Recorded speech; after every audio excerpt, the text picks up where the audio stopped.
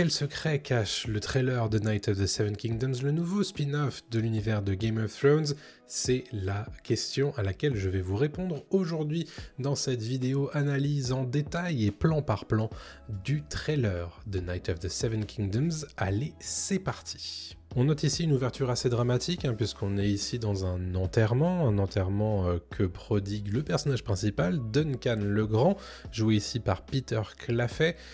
On note les 3 chevaux à gauche et Duncan le Grand avec une pelle à droite et cet arbre. Je vais certainement pas vous faire l'affront de vous dire quel genre d'arbre c'est, puisque j'en ai aucune idée, mais tout ça est un miroir parfait de l'ouverture de la nouvelle Le Chevalier Errant, sortie en 98 et écrite par George R.R. Martin. On voit que Peter Claffey, Duncan le Grand, est en train de porter du coup le cadavre d'un vieil homme.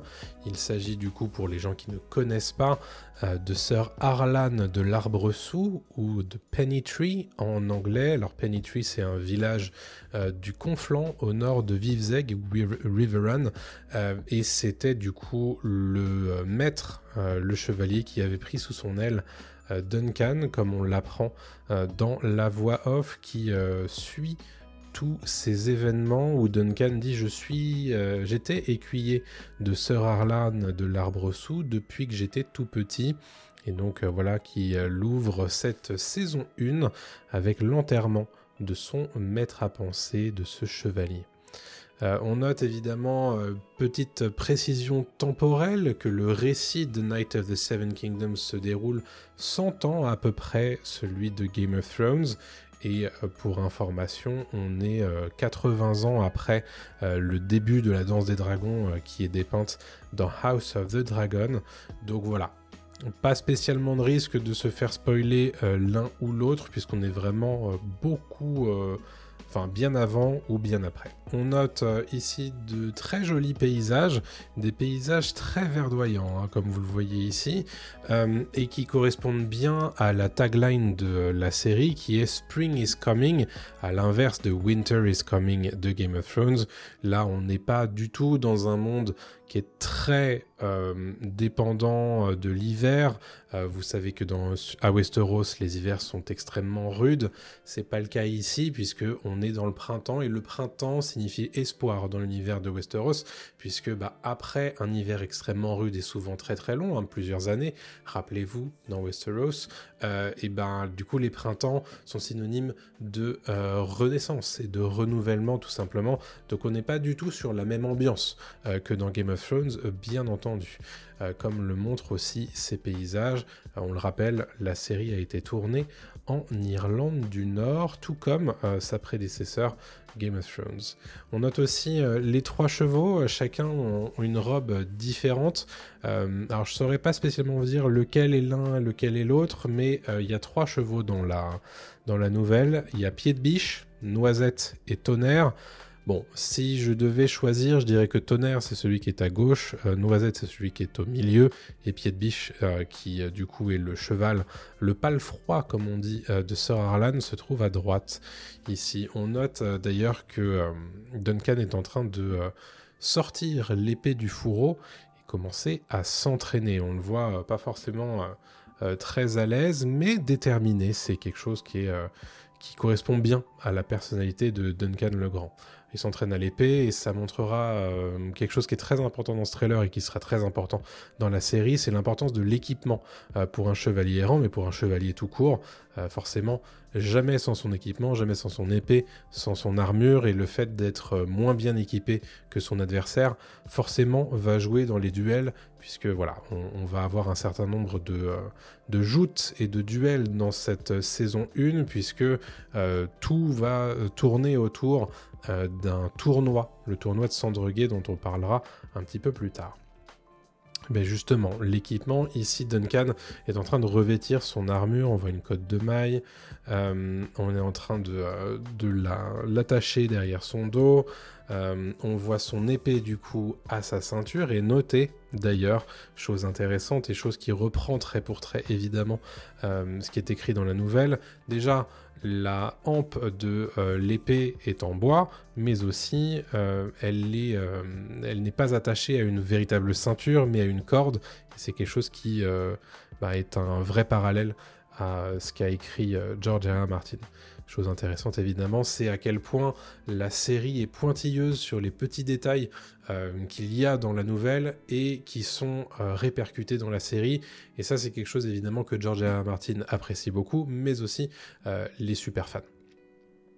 Voilà, du coup, notez ici sur le pommeau de l'épée le symbole de l'étoile à 7 branches, la fameuse foi qui a pris l'intégralité du royaume de Westeros, bien entendu, et qu'on voit très régulièrement et dans Game of Thrones et dans House of the Dragon. Vous voyez ici du coup l'intégralité de l'armure de Duncan le Grand. Derrière lui probablement quelqu'un qui est en train de regarder derrière une barrière, donc peut-être un écuyer, un assistant, ce genre de choses. Et le home de Duncan qui ressemble vraiment à celui qu'il a dans les comics, puisque c'est pas la première adaptation en fait des aventures de Duncan le Grand, puisqu'il y avait d'abord eu des adaptations en comics et vraiment on est vraiment sur le même design de l'armure et ça c'est très apprécié bien entendu. Petite séquence assez rigolote, on a un serviteur certainement d'un des princes Targaryens qui amène son cheval dans une écurie et demande à Duncan « Est-ce que t'es Baelor Targaryen ?» Duncan lui dit bredouille un peu non, et le serviteur lui dit bah alors dégage de mon chemin. Chose intéressante, vous voyez le blason derrière le serviteur, celui qui est sur fond orange avec le soleil blanc, c'est le blason de la maison Sandreguet. On se trouve du coup à Sandreguet, c'est une maison qui se trouve dans le Bief. C'est une région qui est contrôlée par les Tyrell de Haut-Jardin, que vous connaissez bien si vous avez regardé Game of Thrones. Sandreguet, ça se trouve à l'est de Highgarden ou Haut-Jardin. Notez également le blason de l'arbre-sou, ou Penny Tree, comme je vous en parlais tout à l'heure, sur le bouclier de Duncan. Donc il a récupéré le bouclier de son maître, Sir Harlan, ici. Notez un petit peu plus tôt dans le trailer que Duncan explique la charge que lui a donnée son ancien maître. Il m'a chargé d'être un bon chevalier, de défendre les faibles et les innocents, et j'ai juré de le faire. Et ça montre bien quelle est la perspective de Duncan finalement par rapport à toute la chevalerie. C'est quelqu'un qui a grand cœur et qui a cœur de bien faire. Voilà pour Duncan. Duncan qui est évidemment dans quasiment tous les plans de ce trailer. Je les ai comptés, je vous dirai tout à l'heure dans combien de pourcentage des plans il est. Mais voilà du coup Duncan qui assiste aux préparatifs du tournoi. Vous le voyez, on est du coup à Sandreguet. On voit les différentes tentes. Donc ça, c'est les différentes maisons qui ont la chance d'avoir assez d'argent pour se trimballer avec une suite et donc avoir des tentes. On voit d'ailleurs l'étendard de la maison Harding, qui est donc une maison qu'on reconnaît bien puisque il y a leur blason a un fond blanc et des losanges rouges. Ça, c'est la maison Harding qu'on va revoir très prochainement dans ce trailer et qu'on voit très souvent. D'ailleurs, on note du coup qu'il est très intéressé par ce qui se passe à l'intérieur de ce plan qu'on voyait ici. Et là, en fait, si vous voyez, on est probablement au même endroit que tout à l'heure, c'est-à-dire qu'on est à l'endroit où se déroule le tournoi en tant que tel, avec les joutes que l'on va voir un petit peu plus tard. Et d'ailleurs symbolisé assez, on va dire, évidemment, par les deux statues qui bordent le cadre à gauche et à droite. Première apparition de œuf, ou egg en anglais, joué par Dexter Son Ansel, qui est donc le deuxième personnage principal de cette série, que va rencontrer Duncan et qui va tout faire pour devenir son écuyer. C'est pas forcément une mince affaire puisque Duncan n'a pas l'air de trop vouloir. On entend du coup un premier dialogue entre eux où Huff lui demande « Mais quel est ton nom ?» Duncan lui dit « Je m'appelle Sir Duncan le Grand ». Huff lui dit « J'ai jamais entendu parler de Sir Duncan le Grand ». Duncan lui répond « Tu connais donc tous les chevaliers des 7 royaumes ?» Et Huff lui répond seulement les bons, ce qui veut tout dire. Alors les dialogues sont directement tirés de la nouvelle et ça retranscrit extrêmement bien le côté effronté de l'œuf qui marche très bien. Et vous allez voir du coup que dans ce trailer, il y a un vrai côté assez ciselé des dialogues et je trouve que l'humour fonctionne très bien et c'est quelque chose évidemment qu'on connaît pas trop avec House of Dragon et avec Game of Thrones et qui apporte cet air de fraîcheur à A Knight of the Seven Kingdoms et qui sera sans doute assez apprécié à mon sens. Voilà du coup pour cette petite scénette. On les voit ici dans une écurie avec ce qui semble être Tonnerre. On a Peter Claffey, Sir Duncan qui est en train de transbahuter une selle et Pied de Biche du coup qui se trouve ici à l'arrière-plan.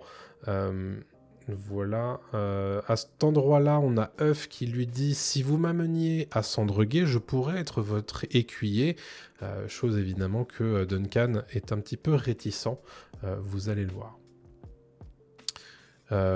Voilà, ici on les trouve au-dessus d'un pont. Et vous noterez derrière le visage de Duncan le blason qui est de la maison Sandreguet qui est répliqué ici. On voit surtout le soleil qui est suspendu à cette espèce d'arche. Et on voit aussi des gens qui sont en train de regarder vers la droite. Alors qu'est-ce qu'ils sont en train de regarder? Ça c'est une grande question. Mais vous voyez surtout le passage de cette rivière, du coup sous le pont. Mais la rivière n'est autre que la rivière Coquel, qui est un affluent de la Mander, qui est donc le fleuve qui traverse le Bief et qui rend ces terres aussi fertiles. Ici on a une scène assez drôle où Duncan ne fait pas confiance à Œuf et lui dit si tu me voles je te chasserai avec des chiens. Œuf lui dit mais t'as pas de chien et Duncan lui dit j'en trouverai et Œuf lui répond où ça? Et pour seule réponse, on a Duncan qui lui aboie dessus, avec un petit sursaut d'œuf à ce moment-là que je trouve très très drôle.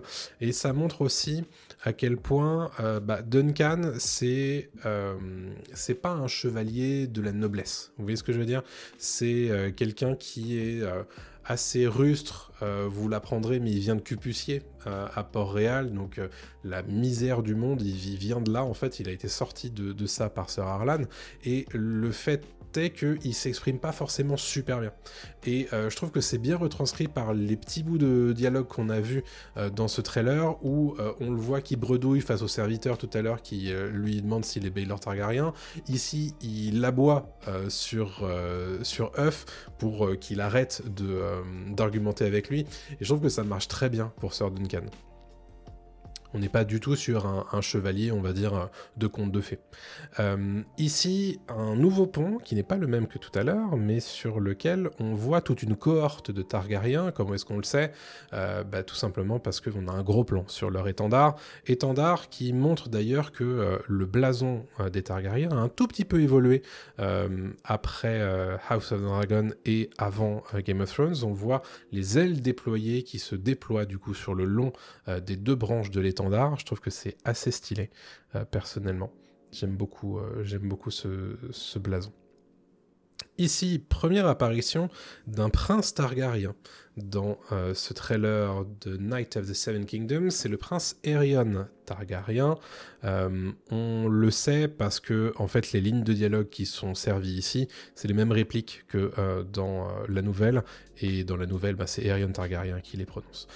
Et à ce moment-là, en fait, il arrive et il lui dit « Garçon, reste pas planté là ». Occupe-toi de mon cheval. Donc il prend Duncan pour un garçon d'étable. Duncan lui dit mais je suis pas un garçon d'étable. Il l'appelle Msir et pas Messire. Donc ce qui montre bien encore une fois que voilà, il y a un phrasé très particulier chez Duncan. Il n'est pas forcément de la haute et du coup face à un prince de sang, c'est compliqué. D'ailleurs, Aerion lui dit ah bon, t'es pas assez intelligent pour être un garçon d'étable. Voilà. Bon. Tout de suite, le côté très arrogant, très condescendant du prince Targaryen qui montre bien le côté très opposé des deux mondes desquels ils viennent. D'un côté, on a Cupucier avec Duncan le Grand et de l'autre côté, on a le donjon rouge de Port-Réal avec Aerion. Ici, on a le spectacle de marionnettistes, chose assez intéressante puisque c'est un des cœurs du début de la nouvelle où Duncan va faire la connaissance de Tansel. Tansel qui est donc une marionnettiste et une peintre pour les marionnettes de ces spectacles. Et vous le voyez immédiatement dans son regard, Duncan est très intéressé par Tansel, pour dire les choses simplement.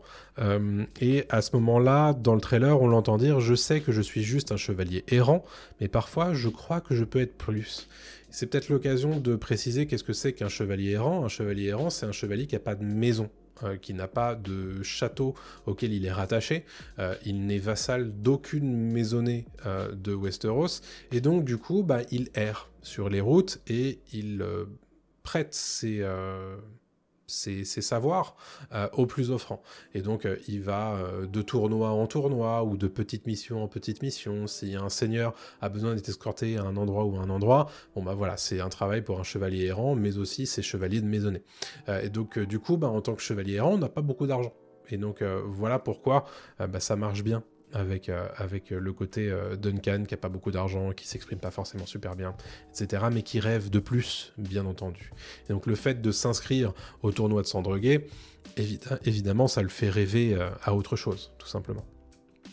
Ici, d'ailleurs, en parlant de s'inscrire au tournoi de Sandreguet, on trouve Plummer, qui est donc le régisseur du tournoi, celui qui inscrit les chevaliers, et visiblement, il n'a pas l'air très fan de Duncan, puisque littéralement, il lui crache devant, donc sympathique. Sympathique, n'est-ce pas? Voilà, du coup, la réaction de Duncan. Là, on arrive, du coup, dans ce qui semble être une partie des scènes de tournoi. Alors, très intéressant, parce qu'on a beaucoup d'héraldique ici. Alors, vous voyez tout au fond, à l'arrière-plan, le blason de la maison Sandreguet. Fond orange, chevron blanc et soleil blanc. Mais aussi, on devine le jaune de la maison Baratheon, qu'on confirmera juste après, mais on le voit surtout avec la tente au milieu, qui est jaune, mais aussi noire, avec au-dessus la tête de cerf, qui est évidemment le blason de la maison Baratheon. Je vous parlais de la maison Harding, elle revient ici avec la tente, mais aussi le bouclier, avec du coup le fond blanc et les losanges rouges, mais surtout très intéressant, à droite et au premier plan de cette séquence, on a une tente qui est noire, avec un dragon qui est juché dessus, et une personne qui est assise, toute armurée de noir, et qui a les cheveux noirs, les cheveux bruns en tout cas. Et ça, du coup, on peut s'imaginer qu'il s'agit du prince Valar Targaryen.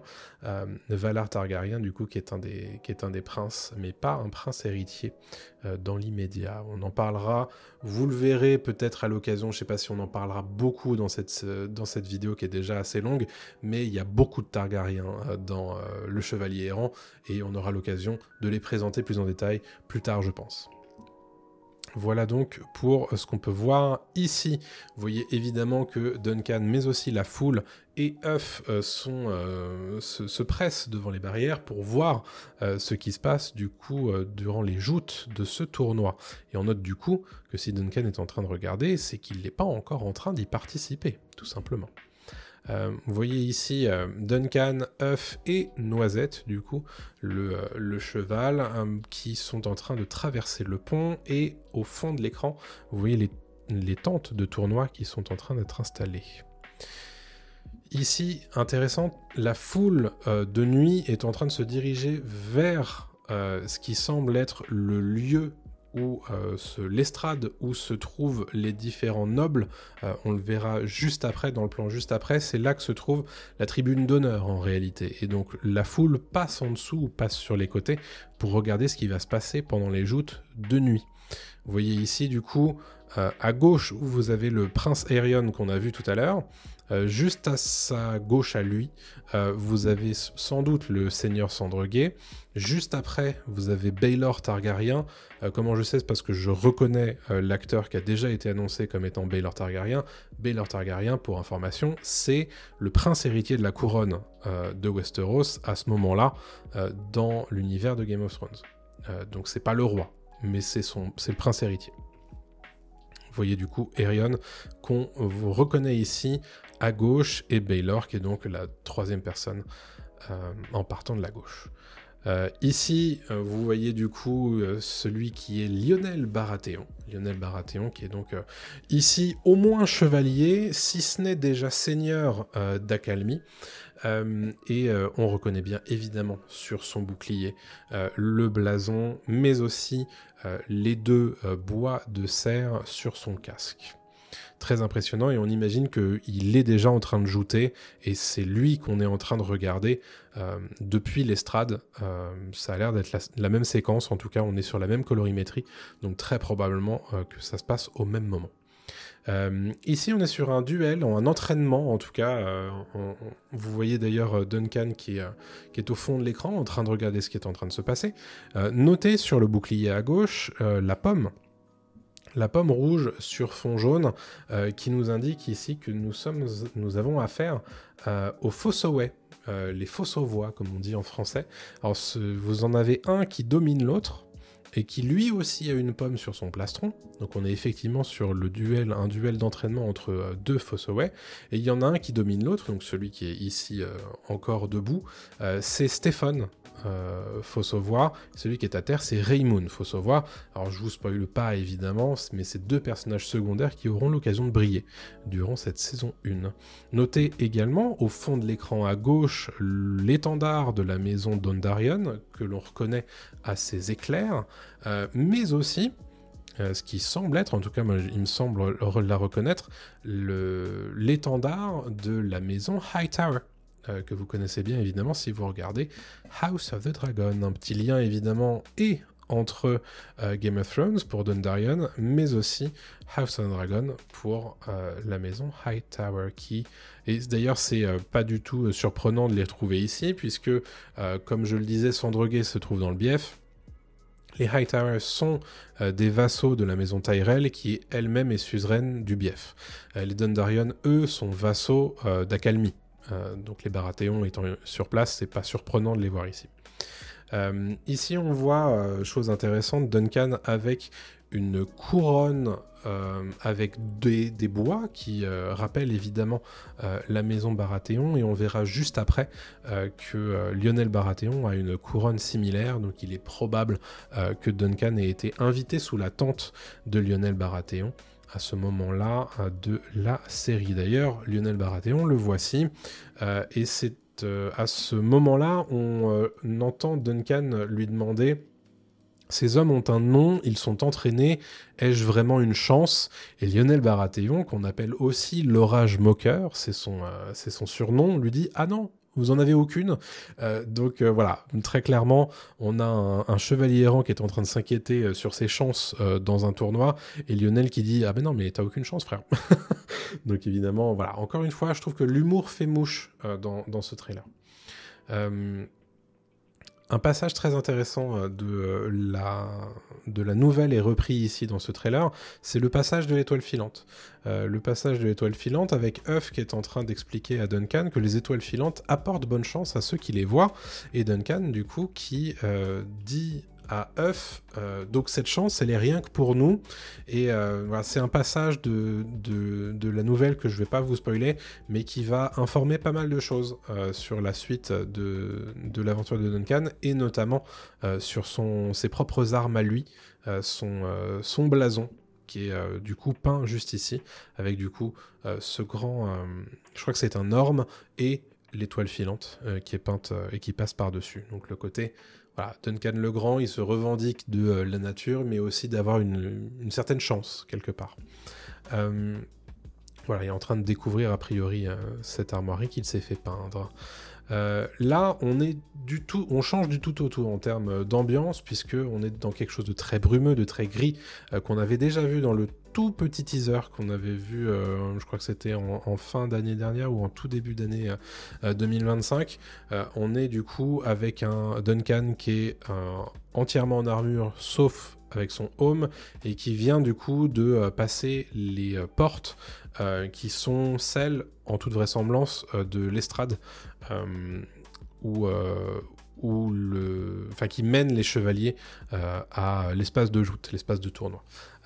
Et bon, même ambiance, on a Aerion Targaryen qui lui est sur son cheval, complètement en armure, et qui va revêtir son casque un petit peu plus tard. Vous voyez donc Duncan, et on reconnaît du coup l'estrade à gauche dans l'arrière-plan, dans le flou, qui visiblement a le visage fermé et qui s'apprête du coup probablement à combattre. On a ici à nouveau un petit passage entre Huff et Duncan qui sont en train de dormir à la belle étoile. Un petit passage d'une fête aux abords de ce tournoi. C'est pas du tout surprenant, une fête nocturne, ça donne évidemment un côté ambiance en marge du tournoi. C'est pas du tout surprenant puisqu'il y aurait beaucoup de monde qui se serait déplacé pour profiter de l'activité sur place. Et vous noterez d'ailleurs que très très grand qui toise tout le monde dans le plan, vous avez Duncan en fait, quasiment au premier plan. Duncan le Grand, c'est pas un pseudonyme qui est usurpé, puisque dans le lore, en tout cas de ces nouvelles, on l'imagine quasiment au-delà de 2 mètres, en fait, en termes de taille. Donc c'est très impressionnant pour un chevalier. Ici du coup la fameuse estrade, le truc très brumeux, l'ambiance très brumeuse, tout le monde, enfin une ambiance un peu à couteau tiré. On voit un chevalier qui s'approche à droite. Bon, c'est tendu et donc la fameuse ambiance qu'on décrivait tout à l'heure avec Duncan. Chose intéressante ici, on a 1, 2, 3, 4, 5, 6, 7 chevaliers, tous en armure, tous en cheval caparaçonné, tous avec une lance d'ailleurs, une lance qui est avec une pointe métallique au-dessus, chose importante puisque ce n'est pas une lance de joute, du coup c'est une lance qui est faite pour tuer, du coup voilà, les uns à côté des autres qui vont probablement du coup combattre les uns à côté des autres. J'ai lu la nouvelle, évidemment je vais pas vous spoiler de ce qui se passe et ce qui va se passer là tout de suite, mais voilà, les gens qui ont lu reconnaîtront ce passage, bien entendu, qui est un des passages cruciaux de cette nouvelle. Voilà, du coup, alors on peut reconnaître en tout cas Lyonel Baratheon à gauche, cheval caparaçonné en jaune, les bois au-dessus du home, le personnage à cheval en noir à droite. Difficile à dire, mais on peut imaginer que c'est un Targaryen. Je ne vais pas vous dire de qui il s'agit, évidemment. Et à droite, on reconnaît Duncan le Grand avec son home et sa tunique. Le reste est difficilement identifiable ici dans la brume, mais on aura d'autres informations un petit peu plus tard dans le trailer. Duncan le Grand, toujours ici, on l'entend dire « il faut que je me batte avec honneur », mais parfois, je pense que j'ai enterré mon courage en même temps que le vieillard, donc que Sir Arlan. Donc il s'en veut peut-être d'être pas aussi courageux que ce qu'il voudrait être. Vous noterez ici du coup Aerion Targaryen qui est en train de revêtir son home qui est assez effrayant d'ailleurs. J'aime beaucoup. Il y a un côté très prince noir, j'aime beaucoup le design de son armure. Vous voyez ici du coup Lyonel Baratheon qui est en train de regarder, probablement pas Aerion, mais pourquoi pas. En tout cas, la séquence nous le fait croire. Ici, Duncan le Grand qui est en train vraisemblablement de douter, avec Huff qui est de l'autre côté du feu de camp. Ici, vous avez du coup cet homme qui est en train de lancer l'appel, probablement pour lancer une joute. Le spectacle de marionnettes, vous le voyez en termes de budget, on est sur un budget de production très élevé, puisqu'on a on a un cracheur de feu à l'intérieur du dragon de marionnettes et une personne qui est en train d'essuyer ce souffle enflammé, très stylé. Ce côté, bon, du coup, il y a un chevalier qui est en train de se battre contre un dragon, et tout le monde est en train de regarder ça. On a une hausse budgétaire hein, par rapport à la nouvelle, puisque dans la nouvelle, c'est de la sciure de bois qui est utilisée pour faire... pour montrer, pour figurer le souffle enflammé du dragon. Donc plutôt très stylé, je trouve que le plan fonctionne très bien. Ici du coup, on a 1, 2, 3 chevaliers qui sont en train de galoper avec du coup leurs lances, des lances d'ailleurs qui ont l'air effectivement d'être des lances pour tuer. Et ici, au contraire de celles-ci, qui sont du coup des lances de joute, vous voyez du coup d'ailleurs des lances brisées au sol. Et chose intéressante, vous avez du coup à nouveau la maison Harding, donc qui est probablement Humphrey Harding à cheval ici. Vous voyez du coup le blason des losanges rouges sur fond blanc, et à sa gauche, on a très probablement Humphrey des Essaims, ou Beesbury en anglais, qui du coup avec le côté noir et jaune qui fonctionne bien. Ça aurait pu être Lionel Baratheon, mais en fait on voit bien que c'est pas le même cheval, que c'est pas le même aume, etc. Donc on est effectivement sur le duel entre les deux Humphrey des Essaims et Humphrey Harding. Autre chose intéressante à noter, tout à droite de l'écran, vous avez l'étendard de la maison Baratheon. Et tout en haut à gauche de l'écran, vous avez du coup la fameuse estrade, mais aussi vêtue d'orange, celle qui est du coup la personne que l'on célèbre dans ce tournoi à Sandrequet, c'est la Jante Demoiselle qui fête son anniversaire, et c'est pour ça que le seigneur Sandreguet organise un tournoi en son honneur bien entendu, mais c'est aussi une occasion pour lui de montrer qu'il a beaucoup d'argent, parce qu'il peut organiser un tournoi de ce standing, bien entendu. À la suite de cet impact entre les deux chevaliers qui jouent, on a un impact bien différent ici entre deux chevaliers qui sont totalement armurés en noir, donc ça fait penser évidemment aux armures Targaryens, et on le confirme ici avec le bouclier où l'on reconnaît les signes rouges par-dessus un fond noir qui sont très reconnaissables évidemment de la maison Targaryen. Et visiblement ça se passe pas très bien pour lui puisqu'il est complètement désarçonné par son adversaire. On a ici Œuf qui est en train de courir comme un dératé avec une épée à la main, probablement l'épée de Duncan. On voit ici à l'intérieur, un plan à l'intérieur du home de Duncan, très probablement, et surtout un coup qui va lui être porté au visage par un prince Targaryen, comme on reconnaît bien son armure noire et une... je sais pas comment on appelle ça, une masse peut-être, qui va impacter son visage, et du coup les deux personnages vont être désarçonnés, on le voit bien ici. Encore un plan en vue subjective dans le home de Duncan. Ici, du coup, on revoit Duncan, c'est ce qui permet de bien comprendre que c'est bien son home hein, qu'on voyait tout à l'heure. Vous voyez les 4 trous juste en dessous de la visière, on les retrouve juste là. Et on entend Œuf qui dit « Lève-toi », probablement parce que Duncan s'est fait désarçonner dans la joute, tout simplement. Ici, à nouveau, ce qui permet de confirmer qu'il y a bien un prince Targaryen qui va jouter aux côtés de Duncan, puisque vous avez du coup ce bouclier avec le dragon Targaryen rouge dessus, la fameuse armure noire, et à côté de lui, vous avez Duncan avec le bouclier et le blason peint qu'on lui a donné tout à l'heure au début du trailer. Et tout à gauche, on reconnaît aussi le blason Baratheon de Lionel. Et tout à droite, on reconnaît à nouveau le blason sur le bouclier de... comment il s'appelle ? Humphrey Harding, tout simplement. Ici, à nouveau, Lionel Baratheon, qui, mine de rien, pour un personnage secondaire, est très souvent dans ce trailer. Et je trouve qu'il fonctionne bien. Je le disais tout à l'heure, dans tout homme, il y a plusieurs hommes, alors soit courageux, soit juste, soit grand. Duncan le Grand, bien entendu. Et on reconnaît la couronne que portait Duncan tout à l'heure, donc c'est ce que je vous disais, il a probablement été invité sous la tente de Lionel Baratheon à ce moment-là. Et là, on arrive sur le dernier plan, le money shot, comme on dit, avec 1, 2, 3, 4, 5, 6, 7 chevaliers qui sont en train de se lancer dans une joute avec, on imagine, puisqu'il y a 7 lignes, cette colonne dans lesquelles s'engager versus 7 autres chevaliers, tout simplement. J'aime beaucoup ce money shot, ce plan en travelling avant qui va suivre le point de vue de Duncan jusqu'à l'impact.